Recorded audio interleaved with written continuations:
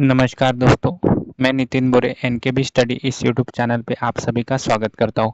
आज के इस वीडियो में हम 8 अक्टूबर 2024 के करंट अफेयर्स देखने वाले हैं। तो आइए वीडियो को स्टार्ट करते हैं। इसके पहले हम कल का जो भी रैपिड रिवीजन है, कल का जो भी हमने न्यूज़ पढ़ा उसका हम रैपिड रिवीजन करेंगे। तो आइए हम देखते हैं कि कल हमने क्या क्या पढ़ा। सबसे पहले हमने देखा था कि इंडियन गवर्नमेंट ने क्या किया है, 5 न्यू क्लासिकल लैंग्वेजेस को उन्होंने दर्जा दे दिया है। यानी कि उन्होंने डिक्लेयर कर दिया कि ये जो 5 लैंग्वेजेस हैं वो आज से क्या हो जाएंगे, न्यू क्लासिकल लैंग्वेजेस का उनको दर्जा मिल जाएगा। इसमें पहली लैंग्वेज थी मराठी, दूसरी थी पाली, तीसरी थी प्राकृत, चौथी थी आसामी और पांचवी थी बंगाली। यानी कि इन लैंग्वेजेस को क्लासिकल लैंग्वेजेस का दर्जा दिया गया। इसके पहले भी 6 ऑलरेडी क्लासिकल लैंग्वेजेस थी, उनके बारे में हमने देखा था। तो उसमें हमने देखा था कि 2004 में तमिल को क्लासिकल लैंग्वेजेस का दर्जा दिया गया था। फिर उसके बाद में 2005 में संस्कृत लैंग्वेज को दिया गया था। 2008 में एक ही साल में तेलुगु और कन्नड़ दोनों को क्लासिकल लैंग्वेज का दर्जा दिया गया था।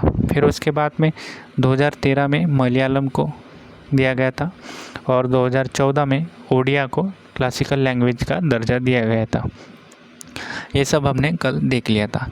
फिर उसके बाद में हमने देखा था वन लाइनर न्यूज़, जो कि पहली न्यूज़ थी फूड कॉरपोरेशन ऑफ इंडिया से रिलेटेड।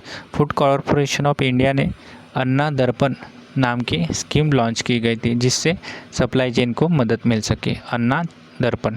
फिर उसके बाद में मोदी जी के बारे में हमने देखा था। मोदी जी ने जमाई मार्ग, यानी कि जमाई मार्ग एक रोड था, रोड का नाम जमाई मार्ग रख दिया ताकि जमाइका और इंडिया के रिलेशन मजबूत हो सके।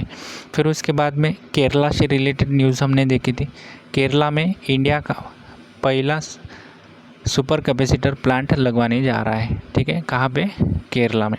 फिर उसके बाद में हमने महाराष्ट्र से रिलेटेड न्यूज़ देखी थी। महाराष्ट्र में क्या हुआ, महाराष्ट्र की गवर्नमेंट ने जो स्वदेशी गाय रहती है उसको राज्य माता के रूप में उन्होंने डिक्लेयर कर दिया।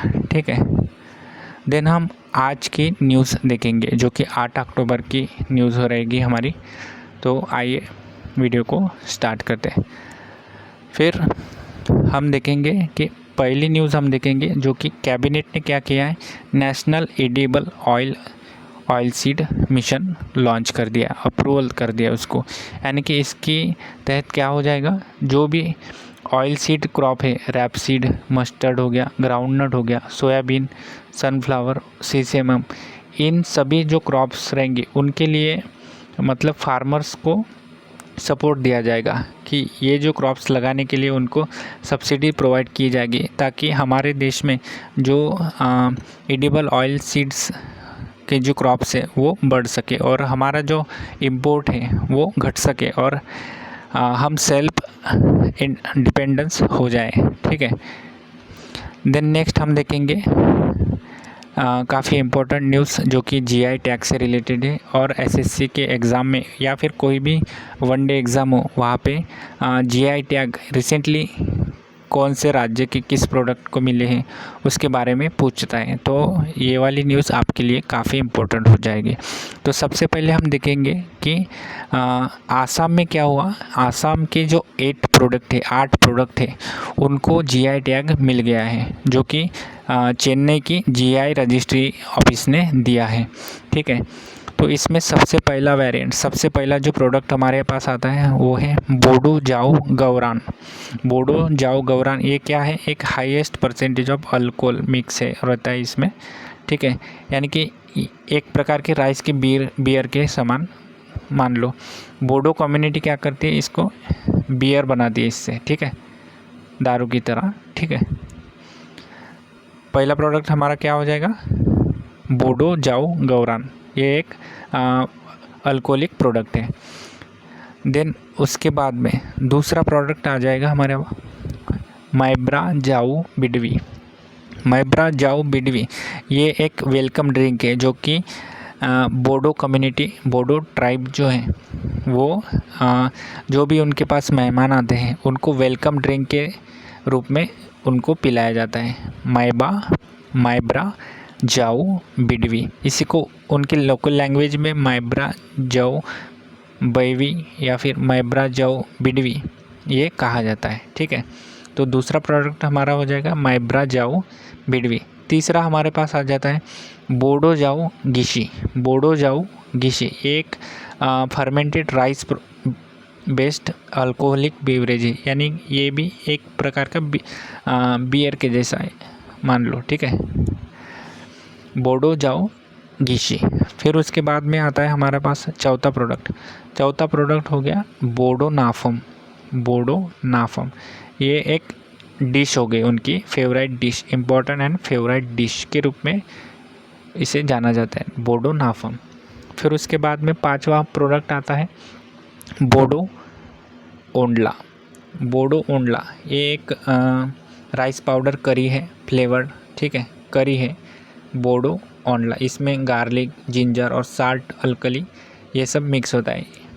ठीक है, इसे राइस पाउडर करी भी कहा जाता है, बोडो ओंडला। तो हमने क्या देखा, माइब्रा जाओ बिडवी, बोडो जाओ गिशी, बोडो नाफम, बोडो ओंडला, ये सब 5 प्रोडक्ट हो गए। अभी 3 प्रोडक्ट और हैं। तो छठवा प्रोडक्ट है बोडो गौखा। बोडो गौखा इसे लोकली क्या कहा जाता है, गौखा गौखी। ठीक है, ये एक फेस्टिवल विसागु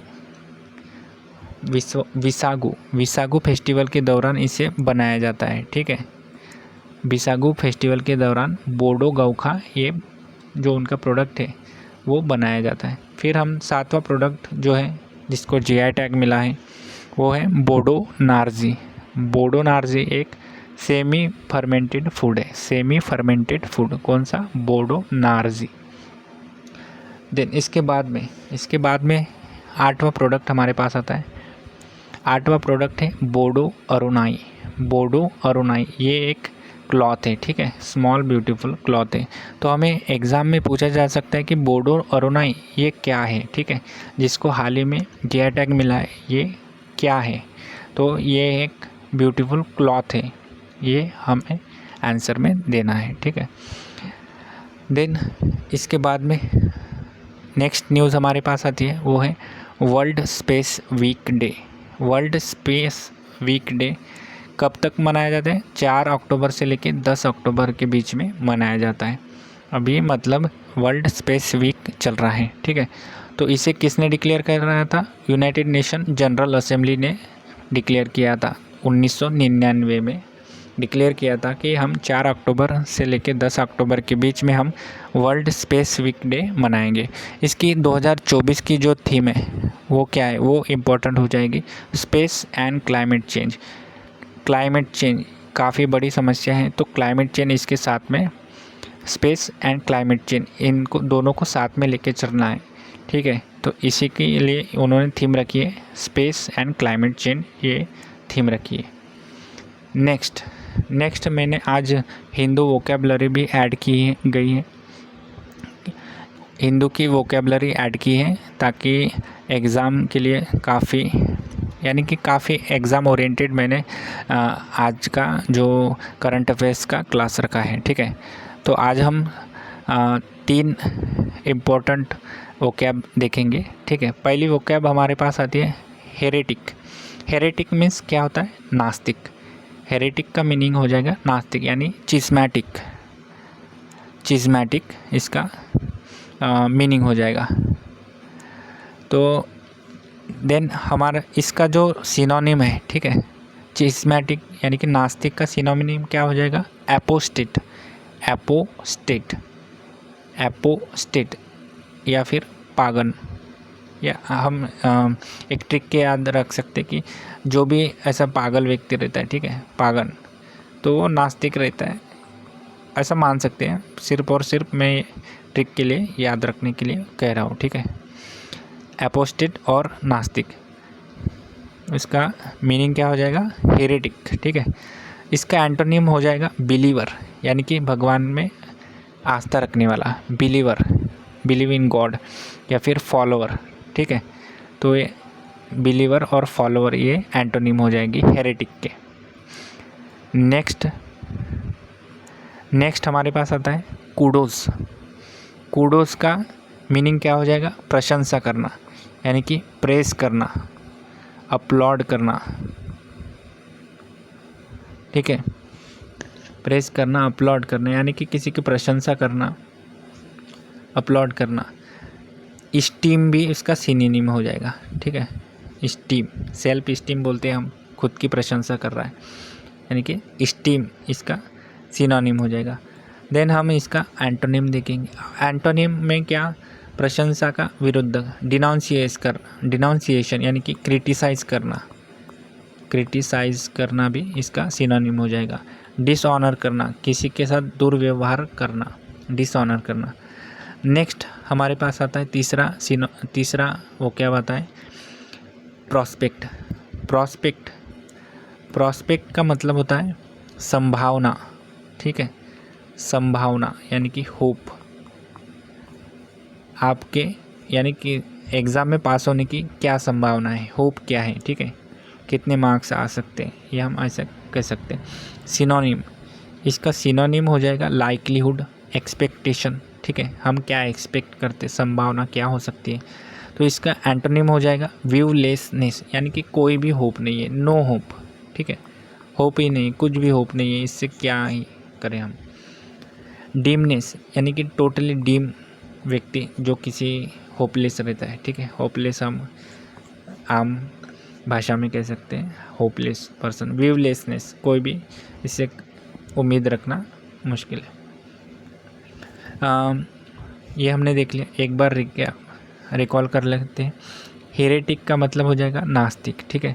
कूडोस का मतलब हो जाएगा प्रशंसा। प्रॉस्पेक्ट का मतलब हो जाएगा होप। तो ये थी हमारी वोकैब। तो मैं इतना ही वीडियो रखता हूँ, ज़्यादा बड़ा हो गया तो फिर